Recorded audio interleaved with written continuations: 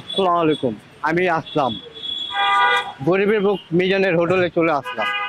সেই 4,000-5,000 টাকা দোকানদারি করে কিভাবে আস্তে একটা গরু খাওয়াবে সেটা মিজান ভাইকে আজকে জিজ্ঞেস করতে হবে। ভাই আসসালামু আলাইকুম। ওয়ালাইকুম সালাম ভাই। ভাই আপনার এখানে এক পিস মাংস 14 বার খাওয়ান 100 টাকা, তো আপনার দোকানদারি 4,000-5,000 টাকা হয়, তো আপনি আস্তা গরু কিভাবে খাওয়াবেন 28 তারিখে? আস্তা করে খাওয়াইবো ওই যে আমাদের মেহেদী হাসান বিপ্লব ভাই।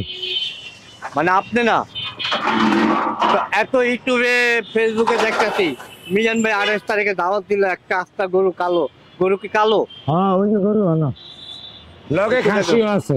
লগে খাসিও আছে। মিথ্যা কথা নাকি ভাই? হিন্দু ভাইয়েরা খাইব খাসি দিয়া, মুসলমান ভাইয়েরা খাইব গরু দিয়া। আচ্ছা, 14 বার করে লইয়া খাইব গরু এক পিস। শুক্রবারে সব ফ্রি খানা, কোনো টাকা কোনো নেওয়া টাকা নেওয়া হবে না, না। কথা কাজে মিল থাকবে। হ্যাঁ আমরা কিন্তু ধরবো, কিন্তু হ্যাঁ ধরা পড়লে কিন্তু যাবেন নাই। হ্যাঁ গরুটা কোথায় দেখাইতে পারবেন? ওই যে ভাই গরু আইন। হ্যাঁ তাহলে এই গরু কয়শো লোকের খাওয়ান ভাই? 2000। 2,000 না? হ্যাঁ তো বেটা গরু, বেটা গরু, বেটা গরু। বেটা গরু, যাক, বেটা গরু। গরুটা ভালো দিছে আর লোকটাও ভালো।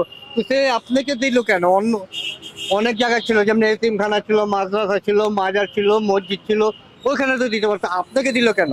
ওইখানে এত লোক হবে না, ওখানে এত লোক হবে না। আর এত বড় ডাক নাই। আচ্ছা, তো আপনি আমগো যে এনো বড় ডাক আছে, আমগো এনো মেন রোডের উপরে অনেক অসহায় মানুষ আছে। আপনি যে কয়জন হইবেন মাদ্রাসার ভিত্তি পাইবেন, হ্যাঁ। এখানে আর অসহায় পাইবেন না। এখানে মাদ্রাসার থেকেও বেশি পাইবেন, লাগলে মাদ্রাসার ছাত্ররা আমাদের এখানে আসবে। আসবে, যাক, আলহামদুলিল্লাহ।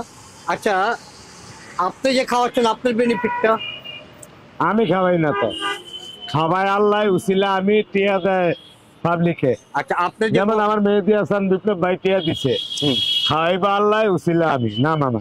আচ্ছা, আপনার লাকড়ি যাবে, পানি যাবে, তারপর কিছু যাবে, সব খরচ দিয়ে দিব ভাই, মানে সবার বেতন সহ? হ্যাঁ।